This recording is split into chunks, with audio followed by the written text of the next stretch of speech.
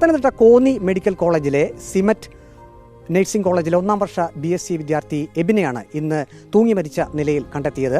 എബിൻ തിരുവനന്തപുരം പാങ്ങോട് സ്വദേശിയാണ്. നഴ്സിംഗ് കോളേജിന് സമീപമുള്ള ഈ കെട്ടിടത്തിലെ ആ കാണുന്ന മുറിയിലായിരുന്നു എബിൻ താമസിച്ചിരുന്നത്. എബിൻ ഉൾപ്പെടെ 4 പേർ ആ മുറിയിൽ ഉണ്ടായിരുന്നു. ഇന്ന് രാവിലെയും എബിൻ ഈ കെട്ടിടത്തിന് മുറിയിലേക്ക് പോകുന്നത് കണ്ടവരുണ്ട്. ഈ കാണുന്ന ഹോട്ടലിൽ നിന്നാണ് എബിൻ ഭക്ഷണം സ്ഥിരമായി കഴിച്ചിരുന്നത്. ഇവിടെയായിരുന്നു ഈ നഴ്സിംഗ് കോളേജിലെ വിദ്യാർത്ഥികൾ, ഈ താമസിച്ചിരുന്ന കുട്ടികൾ ഭക്ഷണം കഴിച്ചിരുന്നത്.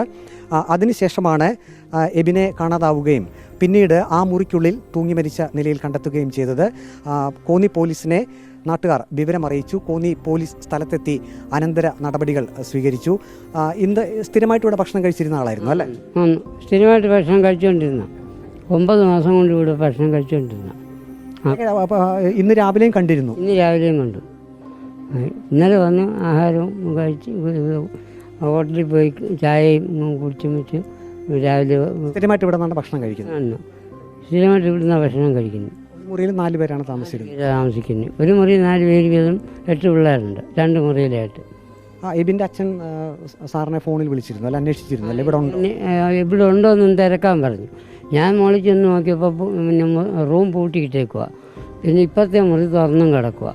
അപ്പോൾ പിന്നെ വേറെ ഇപ്പം അവർ വിളിച്ച് പറഞ്ഞു, തിരക്കാൻ പറഞ്ഞു.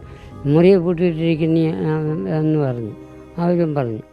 അപ്പോൾ പോലീസ് വന്നാണ് തുറന്നത്. പിന്നെ പോലീസ് വന്ന് തുറന്ന് നോക്കിയപ്പോഴാ തൂങ്ങി വെച്ചതിൽ കണ്ടത്.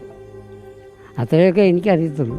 ഇതാണ് ഇവിടെ താഴെ ഈ കടകളിലുള്ള ആളുകളൊക്കെ പറയുന്നത്. ഏതായാലും കോന്നി പോലീസ് എത്തി അനന്തര നടപടികൾ സ്വീകരിച്ചിട്ടുണ്ട്. മൃതദേഹം ഇപ്പോൾ പോസ്റ്റ്മോർട്ടം നടപടിക്രമങ്ങൾക്കായി ഇവിടെ നിന്നും മാറ്റിയിട്ടുണ്ട്. വീഡിയോ ജേർണലിസ്റ്റ് അജി കുടുംബനൊപ്പം reporter Praveen Purushothaman, in reporter, Pathanamthitta.